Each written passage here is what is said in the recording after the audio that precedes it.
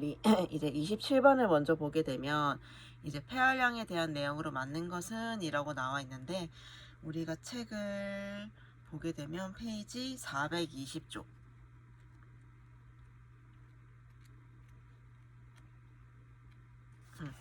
420쪽에 보면 이제 우리가 421쪽에 폐활량 설명이 나와 있어. 그래서 거기 읽어보면 최대 들숨 후 최대로 날숨에 낼 수 있는 공기량, 즉 1호흡 용적 더하기 들숨 예비 용적 더하기 날숨 예비 용적이 합과 같으며 허파기는 척도의 중요한 인자이다. 그래서 정상인에서는 약 4,800cc 정도이다 라고 되어 있는데, 보기에서 이제 폐활량에 해당되는 공식을 찾으면 돼. 그래서 이제 1호흡 용적이랑 같은 말이, 얘들아, 우리 420쪽이 2번 1호흡 용적을 보면 가로해서 1의 환기량이라고 되어 있어. 그리고 이제 그 들숨 예비 용적은 4번 5번 보면은 같은 말이 예비 들숨량이고, 날숨 예비 용적이랑 같은 말이 예비 날숨량인데, 예비 들숨량이랑 또 같이 쓰는 말이 예비 흡기량이야. 그리고 날숨은 예비 호기량. 정리를 해서 다시 말하면 이제 폐활량은 1의 환기량 더하기 예비 흡기량 더하기 예비 홍기량이야. 그래서 이제 여기에 해당되는 것을 찾으면 1번이 되겠어. 그래서 27번의 답은 1번이고, 우리가 28번을 보면 이제 감염 파트인데, 이것은 페이지 124쪽 에 가게 되면 이제 소화기 감염이라고 해서 이제 식중독 발생의 역학적인 특징이 나와 있어. 그래서 이거를 같이 보게 되면 급격히 집단적으로 발생을 하고 발생 지역이 국한되어 있으며 여름철에 많이 발생을 한다. 그리고 연령적인 특성은 없으나 보통 20세에서 24세가 많고 특히 남자에게서 많이 발생을 한다. 그래서 이제 우리 소화기 감염에 대한 설명으로 옳은 것을 고르는 건데, 1번을 보면은 이제 겨울철에 많다. 아니지. 좀 전에 봤듯이 여름철에 많이 발생을 하고, 2번을 보면 보틀리누스 균 식중독의 원인 식품은 주로 수육 제품이며 엔테로톡신에 의한 독소형 중독이다 라고 되어 있는데, 우리 127쪽을 넘어가게 되면 이 보툴리뉴스 그 식중독에 대한 설명이 나와 있어. 그래서 같이 보게 되면 127쪽에 원인균은 클로스트리디움 보툴리늄이며 이 균은 토양 및 자연계에 널리 분포가 되어 있고 통조림, 소시지 등 식품의 현기성 상태에서 발육해서 신경 독소를 분비한다 라고 되어 있어. 그래서 이제 2번은 틀린 문제, 2번 보기는 틀린 보기가 되겠는데, 그렇다 하면 이 2번 이 보기에 대한 그 설명에 대한 식중독은 어떤 것이냐 하면 바로 밑에 있는 웰치균 식중독이야. 이 웰치균 식중독을 보면 이제 원인균은 클로스트리디움 웰치이고 원인 식품은 주로 이제 수육 제품이며 엔테로톡신에 의한 독소형 식중독으로 위장계 장애를 일으키는데 치사율은 매우 낮다라고 되어 있어. 그래서 이제 그것 또한 틀린 말이 되겠고, 3번을 보면 이제 콜레라는 대변 및 토사물에 의한 오염수, 오염 음식물 및 오염 식기에 의해 발생을 한다라고 나와 있어. 이 콜레라는 우리 한 장을 더 넘겨보게 되면 128쪽에 4번에 나와 있어. 그래서 콜레라의 설명을 보면 그 두 번째 점에 병원 소 및 전염원을 보게 되면 환자와 보균자이고 대변 및 토사물에 의한 오염수, 오염 음식물 및 오염 식기이다. 그래서 맞는 말이지. 그 전파를 보면 이 대변과 토사물에 의해서 물과 오염 음식물로 이제 전파가 된다. 그래서 이제 답은 3번이 되겠고, 4번. 선천성 매독은 임신 6주 이에 감염이 된다라고 되어 있는데, 우리 131쪽을 넘겨보게 되면 이 트레포네마 감염의 첫 번째로 매독이 나와 있어. 매독 설명을 보게 되면 이 매독의 원인균은 이제 스피로헤타이다. 그래서 임신 중 산모가 활동성 매독인 경우 태반을 통해 전파되어 태아에서 선천성 매독을 일으키는데 간질성 결막염, 허치슨 치아, 8차 신경농화가 특징적으로 나타난다.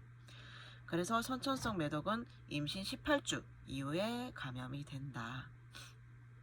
그래서 선천성 매독은 감염된 임산부로부터 태아에게 감염되는 것으로 임신 초기 5개월까지는 매독균이 태아나 태반을 침범하지 않지만 후기에는 감염을 일으켜 후기 유산, 사산, 영아 사망 등을 초래한다. 그렇게 해서 4번은 6주가 아닌 이제 18주가 되겠고, 그 5번을 보면 A형 간염은 주로 혈액과 혈액의 접촉, 침, 소변, 그리고 분변, 정액, 태반 등을 통해 감염이 된다고 되어 있는데, 우리가 이 간염에 대한 것은 134쪽에 나와 있어.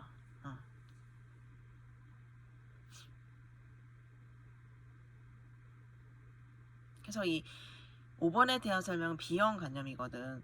그 B형 간염의 첫 번째 점을 보면 황달이 없는 불형성 감염이 많고 10% 정도에서 황달을 보이며 만성화가 가능할 뿐 아니라 수평 및 수직 감염이 가능하다.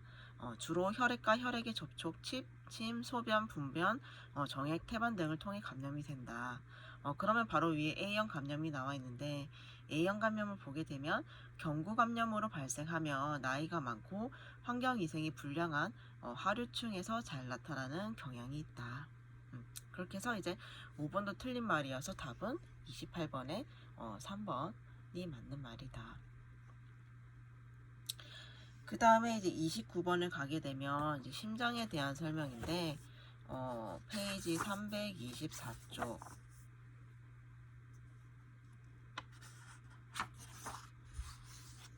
이렇게 보게 되면 이제 1번 보기가 이제 우렬성 신부전에 대한 이제 설명이야. 그래서 옳은 것을 고르는 문제인데 1번을 같이 보게 되면 우렬성 신부전은 신근의 수축력이 감소되거나 과도한 압력이나 양적인 부담이 주어질 때 생긴다. 그래서 그 324쪽에 우렬성 신부전 두 번째 점에 바로 같은 말이 나와 있어. 그 답은 1번이 되겠고 2번을 보면 좌측 신부전의 원인은 대부분 우측 신부전 시 동반하는 허파의 혈압 상승에 의해서 나타난다. 우리가 왜 좌측 신부전이랑 우측 신부전에 각각의 그 발생하는 이유가 다 따로 있었단 말이야. 325쪽에 보면 점 세 번째, 네 번째에 보면 좌측 신부전, 우측 신부전이 나와 있어. 지금 2번 보기는 바뀐 거지. 우측 신부전의 원인은 대부분 좌측 신부전 시 동반하는 협파의 혈압 상승 결과로 생긴다라고 해야지 맞는 말이야. 그래서 이제 순수한 우측 신부전은 폐성심에서 잘 일어난다라고 되어 있지 책에. 그래서 그 위에 좌측 신부전에 대해서도 한 번만 보면 이제 주요한 원인은 허혈성 심질환, 고혈압, 대동맥 판이나 승모판 질환, 심근 질환 등이다.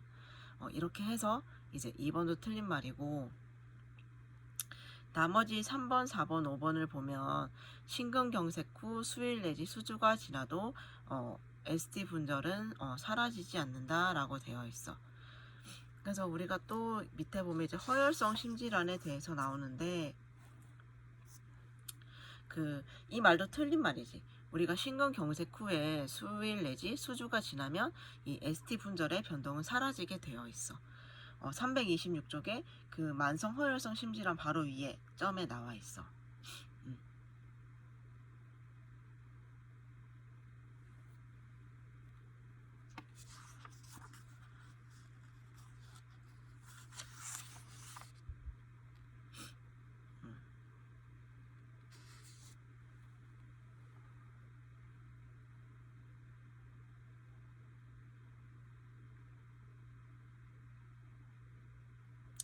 그 다음에 이제 4번. 점액질은 심근층에서 발생하며 주위와 경계가 뚜렷한 회백색 종양이다. 이건 점액종.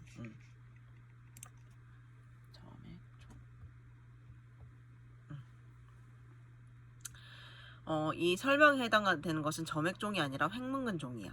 327쪽의 심장의 종양에서 두 번째 횡문근종을 보면 심근층에서 발생하며 주위와 경계가 뚜렷한 회백색 종양이다. 그렇다면 이제 점액종은 무엇인가 하면 바로 위에 심장의 양성 종양으로 상대적 발생 빈도가 높으며 심내막에서 발생하고 심낭 내로 자라는데 주로 좌심방 중격에서 발생한다. 그렇게 해서 4번도 틀린 말이고, 이제 5번 협심증 유형 중에 프린츠 메탈 이형 협심증이 가장 흔하다라고 되어 있어. 이것도 틀린 말이지. 우리 325쪽의 협심증에 대한 설명에서 두 번째 점을 먼저 보게 되면 이제 그 협심증 유형에는 전형적인 협심증, 프린츠 메탈 이형 협심증, 점강성 협심증 이렇게 세 가지가 있는데 그 밑에 바로 설명을 보게 되면 이 중에서는 전형적인 협심증이 가장 흔하다. 그렇기 때문에 이제 그 5번도 틀린 말이어서 답은 1번이 되겠다.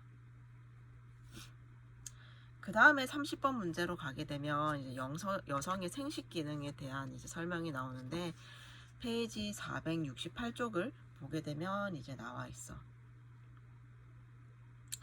그래서 1번부터 보게 되면 성주기는 뇌하수체 압엽에서의 FSH 분비와 난소에서의 에스트로겐의 분비가 교대로 일어나기 때문이다 라고 나와 있어.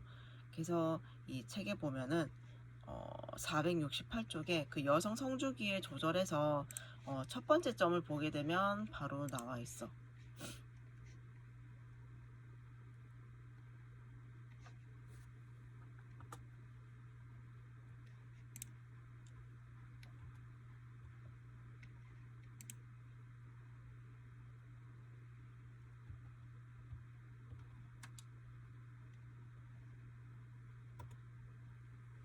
그치? 성주기는 이제 뇌하수체 압력에서의 FSH 분비와 난소에서의 에스트로겐의 분비가 그대로 일어난다. 그대로 나와있지. 그 다음에 이제 2번 성주기가 멎으면 이제 난포자극 호르몬도 분비되지 않는다. 이것도 틀린 말이지. 이제 성주기가 멎어도 계속 분비가 돼. 469쪽에 마지막 점에 보게 되면 성주기는 멎어도 난포자극 호르몬의 분비는 계속된다. 일단 답은 1번이고 2번 틀린 거였지. 그리고 3번 사춘기 전에도 선화수체 호르몬, 난소 호르몬은 분비된다 라고 되어 있는데 이것도 틀린 말이야. 469쪽에 세 번째 점을 보면 사춘기 전에는 선화수체 호르몬, 난소 호르몬이 분비가 되지 않는다. 그리고 4번 성주기 시 이제 혈액 내에 있는 에스트로겐은 난포자극 호르몬 분비를 촉진하는 역할을 한다. 이것도 틀린 말이지. 성주기 시 이제 혈액 내에 있는 에스트로겐은 난포자극 호르몬의 분비를 억제하는 작용을 해. 그래서 그것도 469쪽에 점 두 번째에 나와 있어. 그렇기 때문에 4번도 틀린 거고 5번 에스트로겐은 자궁 수축을 억제하고 착상된 수정란을 보호한다 라고 되어 있어. 이것도 이제 틀린 말이다.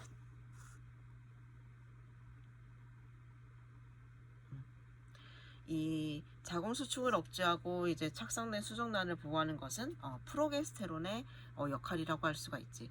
이것도 471쪽에 난소 호르몬의 프로게스테론의 마지막 점에 똑같이 나와 있어. 그렇게 해서 이제 답은 1번이 되겠다.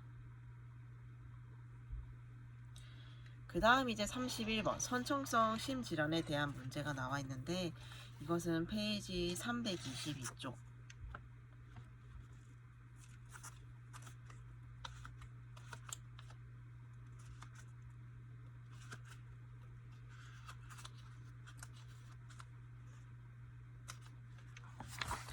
322쪽에 이제 선천성 심질환이 나와 있는데 여기서도 이제 옳은 설명을 고르는 거야. 그래서 1번을 보면 청색증을 동반하는 선천성 심질환 중에서 가장 흔한 것은 심방 중격 결손이다. 틀린 말이지? 322쪽에 1번 팔로사지응후의 설명을 보게 되면 청색증을 동반하는 선천성 심질환 중에서 가장 흔하다. 그렇기 때문에 1번은 틀린 말이고 2번 좌심실에서 폐동맥으로 이제 많은 혈액이 유입이 되면 폐고혈압이 된다라고 되어 있어. 그래서 이것은 또 어디 있냐고 하면 324쪽의 매니의 점을 보게 되면 결국 우심실에서 허파동맥으로 많은 혈액이 유입이 돼서 폐고혈압이 된다. 그렇기 때문에 이제 2번도 틀린 말이고 3번 심실중격결손을 이제 1차공 결손이라고도 한다고 되어 있는데 이것도 틀린 말이야. 324쪽에 방실중격결손의 첫 번째 점을 보면 이제 이 방실중격결손을 이제 1차공 결손이라고도 해. 그리고 이제 같은 말로 공통방실관 심내막상 결손이라고도 한다.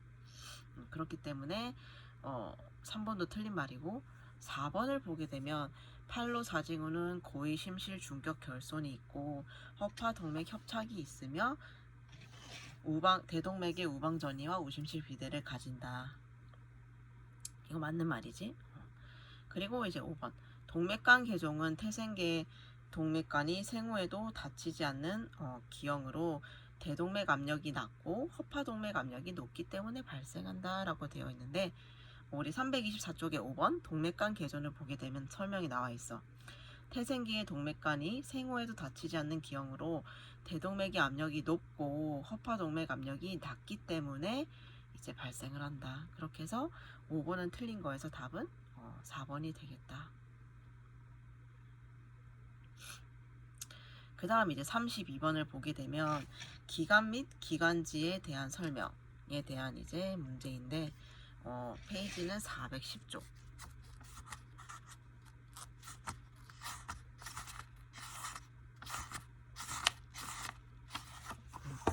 이게 이제 우리가 기관이랑 기관지에 대한 설명이 나와 있어. 그래서 1번 보기를 보면 내면에는 선모를 가진 상피세포로 덮여 있다라고 되어 있는데 이것은 맞는 말이야.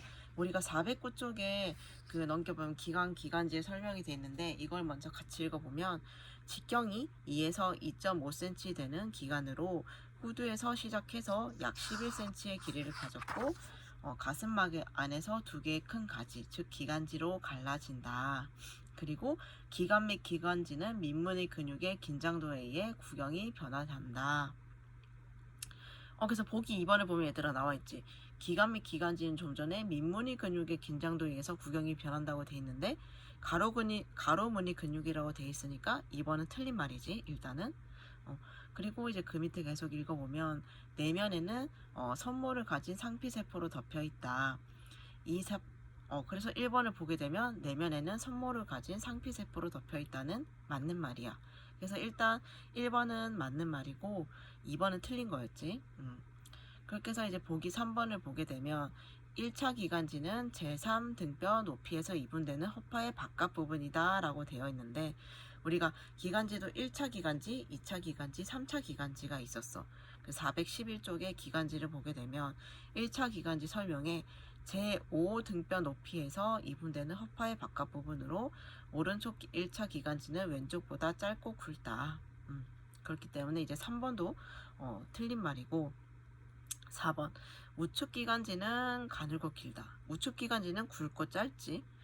그렇게 해서 4번도 틀린 말이고 5번 좌측 기관지는 정중선에서 가까운 게 아니라 정중선에서 멀다.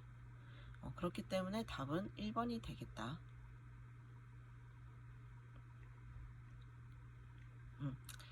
그리고 이제 33번 33번 문제를 보게 되면 이제 그 용어에 대한 설명이 나와 있어. 그래서 우리 얘들아 그 32번 문제 잠깐 다시 넘어가서 이 기관지 그 411쪽에 그 기관지 비교한 거 있지. 이거는 헷갈리지 않고 알고 있어야 될 것 같아.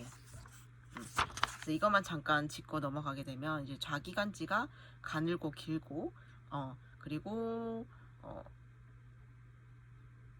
두 개로 갈라지지. 좌기관지에 대한 설명을 보게 되면 여기는 많이 안 나오는구나. 두 개의 분역이고 그리고 이제 정중선에서 멀고 그리고 대동맥근 아래쪽을 지난 다음 식도로 지나가는 거고 연결이 되어 있고 가슴 림프관 및 하행 대동맥 앞을 지난다. 그리고 오기간지는 굵고 짧고 3개의 분지고 정중선에서 가까우며 상대 정맥의 뒤를 하회측으로 가서 이제 우측으로 연결이 되고 폐문으로 가며 상엽으로 가느다란 가지를 지난다. 이렇게 해서 이제 좌우 기간지의 특징을 알고 있으면 좋을 것 같아. 그래서 이제 바로 이제 33번을 넘어가게 되면 이제 용어에 대한 설명이야. 이것은 페이지 201쪽에 나와 있어.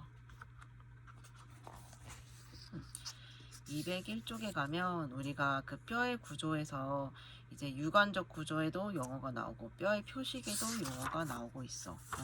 그래서 1번부터 보면 이제 옳은 것을 고르는 건데 뼈 몸통은 이제 줄기에 해당되는 부분이다 라고 나와 있어. 그래서 그 뼈의 구조의 유관적 구조에서 첫 번째 점에 뼈 몸통 같은 말로 골간이고 줄기에 해당하는 부분으로 긴 뼈에서의 골수 공간이 있다. 그래서 이제 1번이 정답이고 2번을 보게 되면 융기는 일반적으로 근 부착 부위로 사용되는 돌출부라고 되어 있는데 일단 융기의 뜻은 우리 그 뼈의 표식의 2번의 돌출부에서 첫 번째 점에 나와 있어. 융기는 표면이 튀어나온 것이어서 이제 2번은 틀린 말이고 그 일반적으로 근 부착 부위로 사용되는 돌출부에 대한 설명은 바로 밑에 있는 돌기에 대한 설명이야. 그래서 2번도 틀린 말이었고 3번 결절을 보게 되면은 그 돌기 밑에 보면 결절 나와 있지. 작고 거친 돌기이다.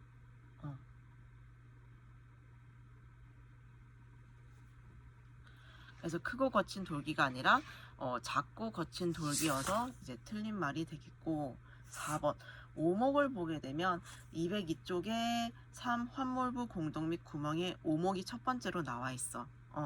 오목은 뼈의 얕은 함몰부야. 그래서 비교적 넓은 부위를 차지하는 둥글게 패인 뼈의 부분을 말하는 거다.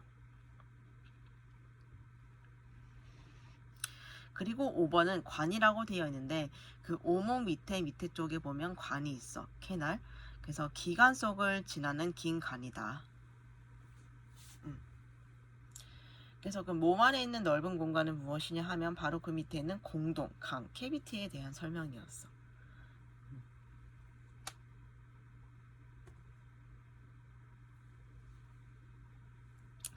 그렇게 해서 이제 그 33번은 2, 3, 4, 5는 다 틀린 말이었고 답은 1번이 되겠다.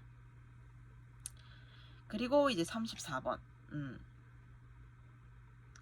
는 이제 그 간에서 혈액응고 인자, 프로트롬빈 그리고 그 외에 이제 그 혈액응고 인자 등이 합성이 될 때 필요한 것은 무엇인가 라고 되어 있어.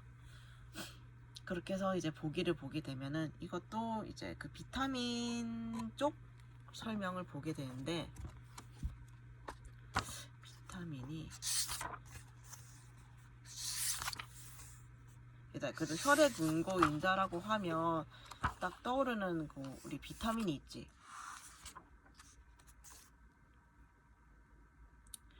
일단 페이지는 399쪽.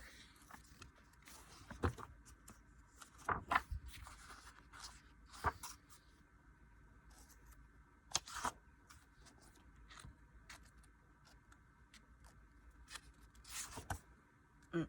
399쪽이 비타민 A로 해서 뒤에 보면 뭐 B, C, D 그리고 이제 E, F, K, L 뭐 이렇게 나오게 되는데 우리가 딱 혈액응고인자라고 했을 때 떠오르는 비타민은 뭐니 얘들아? K지 K. 그래서 이제 34번의 답은 일단 3번이 되겠어. 그래서 물론 비타민을 각각 이제 하는 그 역할도 중요하단 말이지. 그래서 우리가 비타민에 대해서도 했지만 그 중에서도 K가 이제 혈액응고인자가 합성이 될 때 필요하다. 그렇게 해서 이제 34번의 답은 3번이 되겠고 오늘도 이제 여기까지 총 몇 문제를 했지? 하나, 둘, 셋, 넷, 다섯, 여섯, 일곱 문제를 했는데